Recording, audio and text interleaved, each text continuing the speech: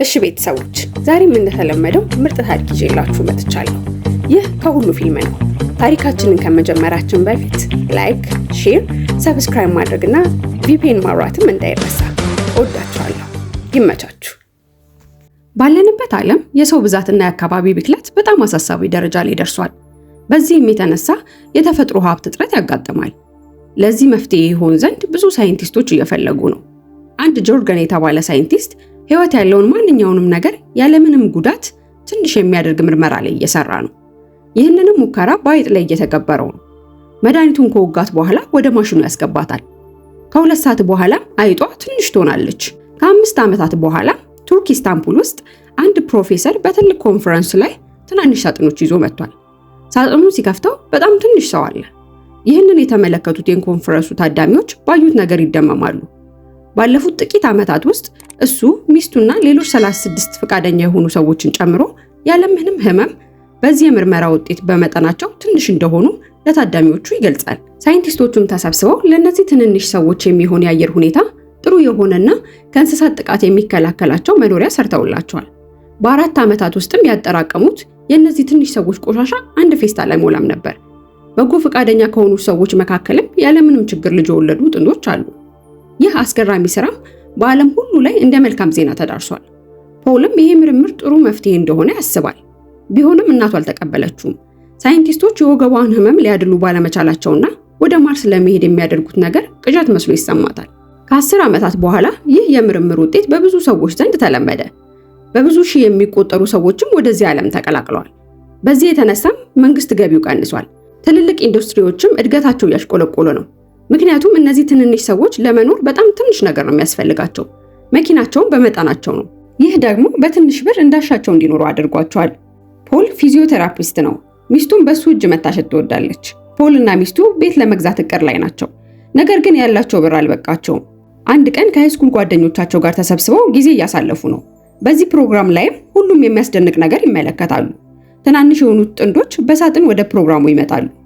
ሁሉም ሰው በመደነቅ ብዙ ጥያቄ ይጠይቃቸዋል። ፖል የድሮ ጓደኛውን ለብቻው ስለ ምርምሩ ውጤትና ህይወት እንዴት እንደሆነ በደንብ ይጠይቀዋል። ትንሹ ጓደኛውም ይህንን ያደረገው ራሱን ከችግር ለማውጣት እንደሆነና እነሱ የሚኖሩበት ዓለም ቅንጡ ቤት፣ ጥሩ ሕክምና እንዳለ ይነግረዋል። ወጪያቸውን በጣም ትንሽ ስለሆነ ብዙ መስራት አይጠበቅባቸውም። ጊዜያቸውን በመዝናናት ነው የሚያሳልፉት። ድግሱ ካለቀ በኋላ ፖል እና ባለቤቱ አንድሬ ወደ ቤታቸው ይሄዳሉ። ቤታቸውም ሲደርሱ የድምጽ መልእክት ያገኛሉ። ለመበደር ያቀረቡት ጥያቄ ውድቅ እንደሆነባቸው የሚያስረዳ ነበር። በቀጣይ ቀንም ትንሽ ሰው የሚያደርገው ድርጅት በሚያቀርበው ፕሮግራም ላይ ፖል እና ባለቤቱ ለመሳተፍ ይሄዳሉ። አንድ ትንሽ ሰውዬ ኑሮን እያሳየ ነው። የሚኖርበትን ቅንጡ ቤት፣ ለሚስቱ የገዛላትን ውድ ቀለበት ያስጎበኛቸዋል። ኑሮ በጣም ርካሽ ነው። ይህንን ሁሉ ያደረገው በጣም በትንሽ ብር ነው። ወደ ህንፃው ሌላ ክፍል ሲሄዱ በዚያ ያለው ትልቅ ከተማ ይመለከታሉ።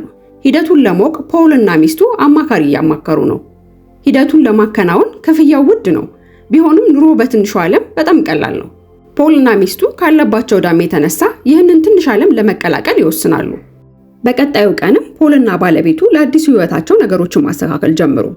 ሁሉም ባልደረቦቹ በተገኙበት ከስራ ስንብት ተደረገለት። የመጨረሻው ምሽት ዝግጅት አድርገው ከቤተሰቦቻቸው ጋር የስንብት ፕሮግራም አደረጉ። የአንድሬ አባት ተገኝቷል። እናቷ ግን በጉዳዩ ስላልተስማማች አልመጣችም። በሚዝናኑበት ባር ውስጥም ባርቴንደሩ ትንንሽ ሰዎች በሀገራዊ ምርጫ መሳተፍ እንደማይችሉ ይነግራቸዋል። ምክንያቱ ደግሞ ግብር ከፋይ ስላልሆኑ ነው። በቀጣይ ቀናት ጥንዶቹ ቀለበታቸውን ቤት አስቀምጠው ወደ ልዩ ፋሲሊቲው ያመራሉ። ከጎናቸው ትንሽ ሰዎች አሉ። ወደ ፋሲሊቲውም ሲደርሱ ማሟላት ያለባቸውን ፎርም ከሞሉ በኋላ ፈርመው ለመዘጋጀት ወደ ተለያየ ክፍል ይወስዷቸዋል። ከዝግጅቱ መካከልም ፀጉር መላጨት፣ ቅንድባቸውንና መላ አካላቸውንም ጨምሮ ነው። ከዛም የብረት ጥርስ ካላቸው ይነቀላሉ። ቀጥሎም ሁሉም አንድ ላይ እንዲተኙ ይደረግና ወደ ማሽኑ ያስገቧቸዋል። እዛ ውስጥም የተለያየ መድኃኒት ይወጓቸዋል። ከዚህ በኋላ መጠናቸው የማነስ ተግባሩ በትንሽ ደቂቃ ውስጥ ይጠናቀቃል። ከዚያም ነርሶቹ መጥተው እነዚህን ትናንሽ ሰዎች በጥንቃቄ አንስተው ወደ ማገገሚያ ይወስዷቸዋል። እዛም ሲደርሱ ትናንሽ ዶክተሮች ትናንሽ ጥርሶች ይገጥሙላቸዋል። ፖል ይህንን አልፎ ከተኛበት ሲነቃ አንድ ነርስ የታሸገ ብስኩት ታመጣለታለች። ብስኩቱ ግን ለነሱ ሳይዝ ትልቅ ነበረ። ፖል ነርሷን ስለ ሚስቱ ይጠይቃታል። ሚስቱ ግን ወደ ትንሹ ዓለም እንዳልተሸጋገረች ትነግረዋለች።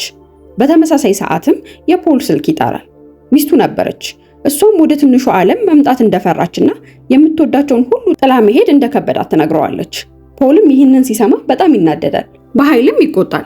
የተሻለ ህይወት አብረው ለመኖር ይህን እንደመረጡ ይነግራታል። ነገሮች ግን ረፍደዋል፣ ምንም መለወጥ አይቻልም። በመቀጠልም ፖል ሊውዘርላንድ ወደምትባል ትንሽ ከተማ ይሄዳል። ከተማው ላይም የፀሐይ ጨረር እንዳያስቸግራቸው በተወሰነ መልኩ ተቀንሷል። መኪናም ለሁሉም ሰው ይሰጣል። ፖልም ከተማውን ከተዘዋወረ በኋላ ህይወት እዚህ በጣም ቀላል እንደሆነ ይመለከታል። ነገር ግን ሚስቱ ስለከዳቸው ውስጡ በጣም አዝኗል።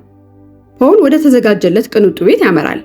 ምግብ፣ መጠጥና ልብስ ተዘጋጅቶለታል። የዲሊቨሪ መኪና መጥቶም የፖልና የሚስቱን ቀለበት ይሰጠዋል። ነገር ግን ይህ ለፖል መጥፎ ስሜት ይፈጥርበታል። በዜና አውታሮችም የአሜሪካ መንግስት በዚህ የምርምር ውጤት ህጋዊ ያልሆኑ ስደተኞችና አሸባሪዎች ሀገሪቷን ለመውረር እየተጠቀሙበት በመሆኑ ውጥረት ውስጥ መሆኑን ፖል ይሰማል። ትናንሽ ሰዎችም በታሸጉ ዕቃዎች ውስጥ በመግባት ነበር ወደ አሜሪካ ለመግባት የሚሞክሩት። ቢሆንም አብዛኞቹ ሳይደርሱ ይሞታሉ። ከዓመታት በኋላ ፖል የፍቺ ወረቀት ይፈርማል። የሚኖርበትን ትልቅ ቅንጡ ቤት ለቆ አፓርትመንት ውስጥ መኖር ይጀምራል። አዲሱ ስራውም የደንበኞች አገልግሎት ነበር። የድሮ ጓደኛውንም አግኝቷል። ነገር ግን አሁንም በአንድሬ እንዳዘነ ነው። ፖል አንድሬን ለመስራት አዲስ ጓደኛ መያዝ እንዳለበት ያስባል። ስለዚህ አንድ ልጅ ካላት ብቸኛ እናት ጋር ግንኙነት ይጀምራል። አንድ ምሽት ላይ የእሱ ቤት እራት ጋብዟት እየበሉ ሳለ ከእሱ ቤት ላይ ያለ ጎረቤቱ ድግስ አዘጋጅቶ በዘፈን እየተዝናኑ ነበር። ፖልም ይህ ዘፈን ድምፅ ረብሾት በበረንዳው በኩል እንዲቀንሱ ይነግራቸዋል። ጎረቤቱ ዱስ ወደ ፖል ቤት መጥቶ እዚህ ሁሉም ሰው ሰላማዊ እንደሆነና ወደ ድግሱ እንዲመጣ ይጋብዘዋል። ዱስም ከመውጣቱ በፊት ፖል ቤት የተቀመጠውን ትልቅ ጽጌረዳ ያደንቃል። እራቱን ከጨረሱ በኋላ ፖል ከሴትየዋ ጋር ይሳሳማል። ነገር ግን ሴትየዋ ይህ ግንኙነት ከዚህ በኋላ እንደማይቀጥል ትነግረዋለች። ይልቅም ፖል ነገሮችን ለመርሳት ወደ ዱስ ድግስ አበባውን ይዞለት ይሄዳል። በዚያ ኮንራድ የተባለ የቀድሞ ካፕቴን ያገኛል። ይህ ካፕቴን በዚህ ዓለም የራሱ መርከብ አለው። በመቀጠልም ፖል የመጀመሪያ በትንሹ ዓለም የተወለደው ልጅ ያገኘዋል። ከእርሱ ጋርም ፎቶ ይነሳል። በመቀጠል ፖል መጀመሪያ ለመደነስ ቢያቅማማም አሁን ግን ፈቃደኛ ሆኗል። አንድ ሴት ተጠግተውም ይሳሳማሉ። የማያውቀውን መድኃኒት እንዲወስድ ታደርገዋለች። ፖል መድኃኒቱን ለማስወጣት ሽንት ቤት መታገል ይጀምራል። ቢሆንም ፖል መድኃኒቱን ለማውጣት አልቻለም። ይህ መድኃኒት አይምሮን እንዳይሰራ እያደረገው ነው። በየመሃሉ ግን አንድሬ በሐሳቡ ትመጣለች። በማግስቱ ጠዋት ፖል ከተደፋበት ወለል ከእንቅልፉ ይነቃል። ጽዳቶቹ ወደ ቤት እየገቡ ነው።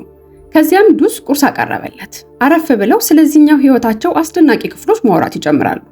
በዚህኛው ዓለም የሥራ እጦት፣ ብዙ ግብዣዎች፣ ቅንጡ ህይወትን ማየት የተለመደ እንደሆነ ይነጋገራሉ። ቢሆንም ፖል የጽዳት ሰራተኛውን አትኩሮ መመልከቱን ቀጥሏል። ስታነክስ ተመልክቶ ወደ መጸዳጃ ቤት ተከትሏት ይሄዳል። በዚያ መድኃኒት ስትሰርቅ ይመለከታታል።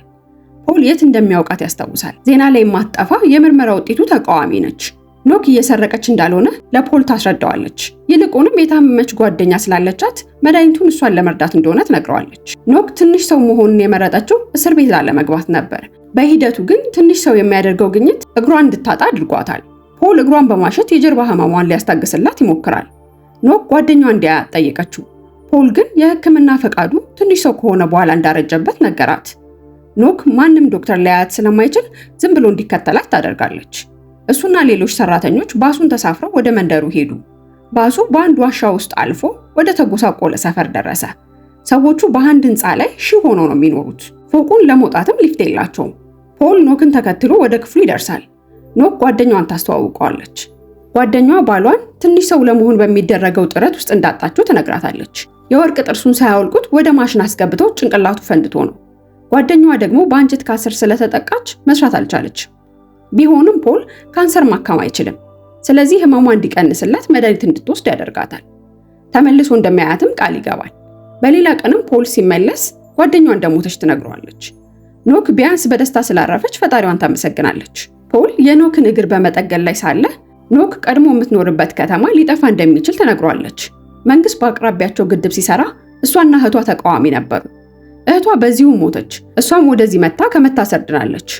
በወሬዋ ትኩረቱን ያጣው ፖል የእግሩን መርገጫ ሳያውቅ ሰበረው። አዲስ እስክትገዛ ድረስም ፖል እሷን መሸከምና ስራዋን መስራት ጀመረ። የሀብታሞችን ትራፊ እየወሰዱ ለድሃዎች እንዲያከፋፍሉ ታደርገዋለች። እንዲሁም ፖል ለጎረቤታቸው የጤና ምርመራና ነፃ የምክር አገልግሎት መስጠት ጀመረ። ከ2 ሳምንት በኋላ ኖክ በተሰበረው እግሯ መራመድ ጀመረች። ቢሆንም እንደ ቀድሞ መፍጠን አልቻለችም። ፖል እሷን መርዳቱን ቀጥሏል። ጎረቤቱ ዱስ ጋር ለማጽዳት ሲሄዱ ይቀልድበታል። ያለበትን ችግር ሲነግረው ዱስ ሐሳብ ያመጣል። ጽዳቱ ካለቀ በኋላ ኖክን ጠርተው ለተለየ ተልዕኮ ፖልን ወደ ኖርዌይ ይዘውት ሊሄዱ እንደሆነ ነገሯት። እስኪመለስ እሷን መርዳት አይችልም። ኖክ ግን የዋዛ አልነበረችም። አብሬያችሁ ጉዞውን እሄዳለሁ በማለት እንባውን ማውረድ ትጀምራለች። ወንዶቹ በዚህ መጨከን አልቻሉም። በቀጣዮቹ ቀናት አራቱም ዕቃቸውን በመያዝ በመርከብ ጉዟቸውን ይጀምራሉ። አንድ ቀን ሌሊት ፖል ለየት ያለ ድምፅ ሰምቶ ወደ መስኮቱ ሲጠጋ ሌላ መርከብ ሲቀላቀላቸው ይመለከታል።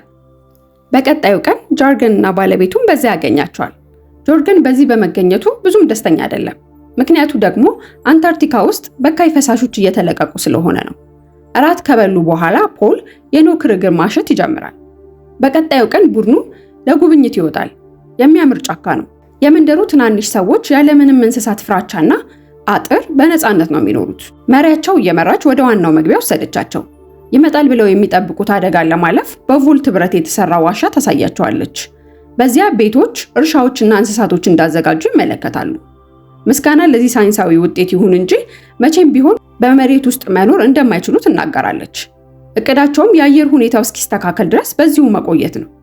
ይህ ደግሞ 1000 ዓመት ሊፈጅ ይችላል። በዚያ ምሽት እራት እየተመገቡ ጆርገን ተነስቶ ሰውነትን ለማዳን ሁሉም ዝግጁ መሆኑን ይጠይቃል። ሁሉም አጨብጭበው ዝግጁ እንደሆኑ ይናገራሉ። ፖል በሰዎቹ በጣም ተገርሟል። በኋላም ወደ መጡበት ለመመለስ መዘጋጀት ሲጀምሩ ፖል እዚሁ እንደሚቆይና እንደማይመለስ ነገራቸው። ኖክ በንዴት በዚያ ያሉ ሰዎች የእሱን እርዳታ እንደሚፈልጉ ነገረችው። ዱስና ኮርድም እብድ እንደሆነ እያሰቡ ነው። ኖክ አብረው ያሳለፉት ጊዜ ለሱ ምንም ማለት እንዳልሆነ ጠየቀችው። አብረው በቮልት ውስጥ ሰዎችን እየረዱ እንዲቆዩ ጠየቃት። ጥያቄውን አልተቀበለችም።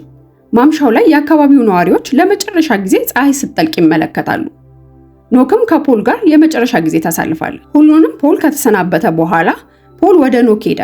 እሷም መጽሐፍ ቅዱስ ሰጠችው። ስሞ ሊያመሰግናት ሞከረ፣ ነገር ግን ፊቷን አዙራበት እንዲሄድ ነገረችው።